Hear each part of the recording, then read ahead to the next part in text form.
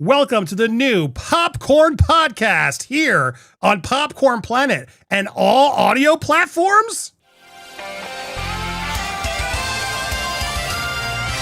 Welcome to Popcorn Planet. We are live here on our YouTube channel and we are now making our best of the week of pop culture. It is, yes, our Popcorn Podcast. I'm here with It's Kim. How you doing, Kim? I am doing good. Thank you so much for having me. This is so exciting. I'm really happy that it's like we're doing a podcast. Yeah, it's going to be on all the audio No. platforms. Hopefully you're listening to us there. If you are, give us a like. We did this during the Diddy trial, so we're going to repurpose and start giving you summaries, best ofs of our live shows where we actually go through the best in pop culture news. And I want to start, we have 3 stories to go through today and then a special ender. But I first want to start with Timothée Chalamet's backlash. We've been talking about it on the channel. He's in a lot of trouble over his comments about opera and ballet. But as we've pointed out, a lot of the backlash, there's now some support coming in, Kim. A lot of opinion pieces coming in, even from the New York Times, saying Timothée Chalamet got some of it right. He does have a point about ballet. Here we are looking at the New York Times. The art form is alive and Chalamet comes from dance family knows it, but what value does ballet have for the world at large? This piece right here from MS Now, as Kim pointed out, it says something very much I've said a lot. Social media has pulverized our attention spans, leaving us much more likely to doom scroll short reels than spend 2 to 3 hours at the theater. An academic study shows they found the ceasing to use social media for 2 weeks was tantamount to, as one of the researchers later summarized, undoing 10 years of aging on the brain. Our collective tendency to live on our phones has even had an impact on TV show writing. Some scripts undergo second screen viewing edits. That is, they're going to get dumbed down so distracted viewers can follow along while also doom scrolling. This is the reality, and it's not only affecting opera and ballet, it's affecting the movie industry. All artistic industries, I would argue, are a dying medium. What Timothée Chalamet has said isn't wrong. Now, I think it was a stupid comment that he should have said clearer and better because he sort of doesn't care about it. And there's honestly a lot of people who don't care about opera and ballet. Let's just be honest for a second. It came off disrespectful, especially given his background in the industry with his family. Here he is wearing a New York ballet hat out there while he walked around. Why would someone with this much experience say this? Especially someone also known as Timmy Tam. What?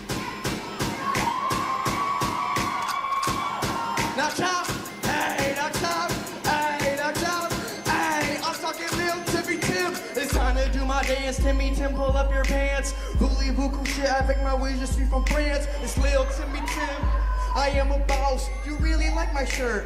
Should I take it off? See me with... Okay, well, you really got to watch the podcast on YouTube to see it.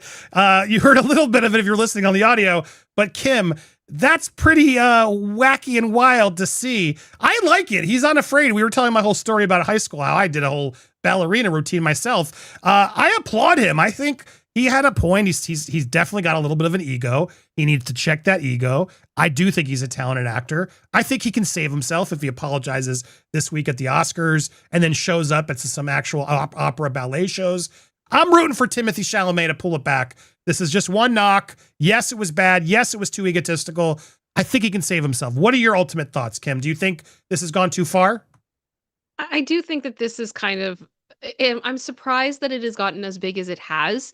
I think the big issue here is that he comes from a family that has participated in dance, his mom and I believe his sister. So to see him kind of be very almost disrespectful about the whole thing and say that nobody cares when clearly there's even people in his family that care about this. I think it just really, it struck a chord with people in the wrong way and they were not happy with what was going on. So I hope that Timmy Tim can learn from this. And I do think he needs to make some sort of a statement and apologize. I think we talked a bit about Jack White and Taylor Swift and how something that Jack White said in an interview got taken out of context. And he took to social media to kind of set the record straight, just to clarify that he wasn't trying to insult Taylor at all. He was just trying to say that the way that she does things and the way that he does things are different. And for him, writing an autobiographical song just doesn't really fit. He's not happy with that, so he's going to do his own thing, which is totally fine. And I don't think that that's a swipe at Taylor at all. So what I'm saying is I think that Timothy probably needs to do something like that. And I hope that he will find an opportunity to do so. I think that would have slowed the chaos of all of this down. but I am still seeing more and more and more things being posted about it. And I think as someone who's been nominated for Best Actor, and has such a Multiple huge, times. yeah, and just he's so young, and what a place of influence in the arts Yeah. to speak about another art form this way. I understand why people in the industry are upset. Yeah, but it sounds like we both agree he can get there. Now, before we get to our next topic, today's sponsor is one of our own channels, Kim. Yes. Movie World Plus is my movie review channel. We just updated the logos. We're building a lot of fun content over there. I just posted my review for The Bride, which, my God, did that bomb at the box office. But I kind of liked it. I'll also be posting my review of Project Hail Mary. You can also go back and see Scream 7 and so many other reviews. So go check it out. Go support us over there as we finally surpass 30,000 subscribers. Thanks, everybody. Look it up. Movie World Plus on YouTube. Your place to talk movies. The place where movies matter. Now, moving on to our next topic. Another one. Rihanna is back in the news with a tragic story. This pew-pewer, I gotta say, I guess, was out there pew-pewing into her own house. Now, it's unclear if I guess A$AP Rocky wasn't there. It's unclear if her kids were there, but Rihanna was there. And she's safe. She has now left. She has obviously been freaking out over this scary encounter and is now taking a bunch of new security precautions. But we're learning a lot more about this person who did this, Kim, and it's pretty shocking. The woman's name is Ivana Lisette Ortiz. She's 35 years old. She's the one accused of pew-pewing inside Rihanna's home on Sunday. And she's caught. Now a bunch of bizarre social media posts are coming out showing more about her. Here's a weird Facebook post from Ortiz's account that reads, "At Bad Girl Riri, are you there? Because I was waiting for your AIDS 5-head self to say something to me directly instead of sneaking around like you talking to me where I'm not at." She then also posted another one to Cardi B, a video where she records herself into the mirror. "You can't F with me, Cardi B. You're supposedly busy right now." Here, we actually have a clip. Here it is. "You can't with me, Cardi B. You're supposedly busy right now. You're supposedly busy right now. But you know who has the cutest outfit tonight? You know who's the cutest tonight? I am. I'm the cutest tonight. You ain't doing nothing to me. You ain't messing with me. You ain't messing with me." Well, she's messing with somebody. This woman clearly needs some help. These clips are pretty terrifying as we go through them all. This one took the cake, though. She rants about Rihanna's demise. Here, a part of this one clip that she posted as well is terrifying. How you're going to deliver this promise. It's in my heart and it's in my vitality, and I'm very, very grateful to you for your abundant graces. Listen, Rihanna, when you die, God is taking me to my future. You want to kill me. Shut the up, okay? Shut the up. Yeah, she's a witch. She's a witch. I'm a watchman. She's a witch. Get that stupid girl out of here. Okay? They can't do this. They can't do this. What about my hands? What about these fingers over here? What about these 3 fingers? What about it? What about it? What No, about you're those not- 3 fingers? She's holding up 5 fingers, well, I guess 4 fingers and a thumb, but still. And who is she looking at? Kim, it's so creepy when she darts her eyes out to the corner, like people in the room with her. It makes me wonder what kind of condition she has, because it's clearly something. Something is clearly not right with this woman. What are your thoughts? It does appear that she's maybe struggling with something. When I look at these videos, I completely understand why she has been charged with attempted, and we have to use YouTube keywords here, but unaliving, because some of these videos that we have seen of hers, they do seem to be quite unhinged, and I would consider her to be a threat moving forward. And I think that's probably why her bail is as high as it is. We're looking at $10.2 million bail, which is wild, absolutely wild. I think this case is going to be interesting as we go on, because it's like you said, you know, we know Rihanna was home. It's unclear who else was at home. I've seen conflicting reports. So as much as I'd love to tell you guys, like, I know this person was there and I know this person was there, I don't, because I see it one place and then I see it contradicted in another place. I think when the legal documents come out as far as what went down, and when there's, you know, we have more legal information, I think we'll get a lot more clarity on those types of things. But for now, it is the rumor mill. all we know is that it is this woman. We know that there were multiple shots fired. We know that everyone is okay, thank heavens. And I think in the days to come, as the investigation continues, we'll find out more. But for now, it's just very disturbing. Yeah, there's a lot of her history coming out, a previous attack on her ex in front of their child. A lot of this has been coming forward, and it's all very scary. No wonder Rihanna is freaking out and putting up new security precautions, as she should. This is a terrifying story, and I hope they figure out how to keep her in jail or do something to ensure that she's not doing harm to anybody else, because something is definitely off with this person. And this is the problem celebrities face. It's a legitimate thing. Rihanna's already faced several other stalkers and people. A$AP Rocky was in a whole trial. There's a lot of wondering questions where things connected. We don't know. We don't really know much else other than these clips coming to light, proving that this woman clearly needs some help. This woman clearly doesn't have it all there. I say that with love and respect. Please leave us alone. But I hope she gets the help she needs, because there's definitely something it's not fully working here correctly. Moving on to the next story. Another one. Britney Spears updates as well. She is lying low at home as her team looks into treatment options after her DUI arrest. Now, this is a serious charge, Kim, as we've defended Britney a lot. Both of us have had to come forward and admit this is not a good look for Britney. And I do hope this actually helps put her back on the right track, because it's a tough thing for her, Kim, right? Because she's obviously been through the conservatorship and a lot of stuff was done against her will, stuff that's horrific.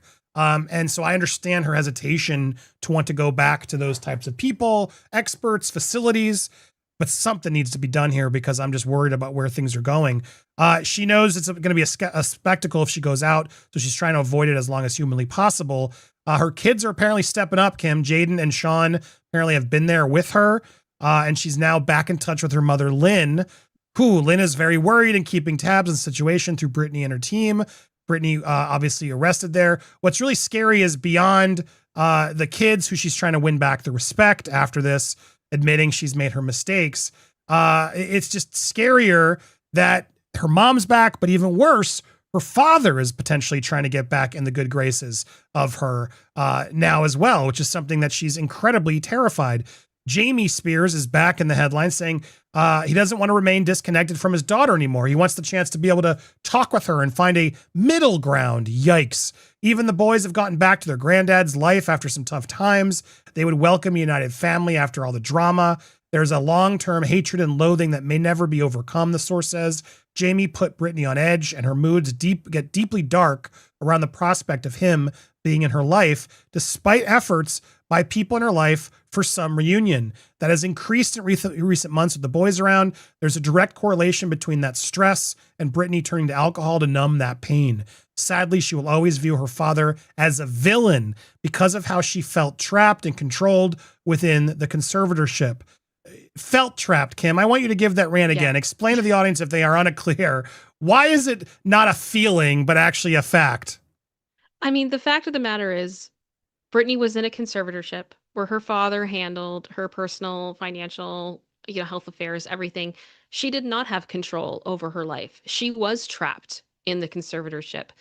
And Mr. Spears has not always, how do I word this? Mr. Spears does not have a clean history, and he has struggled with businesses in the past. I believe there's been a bankruptcy. He's had his own issues with substances. Britney has said that she's been terrified of him for years.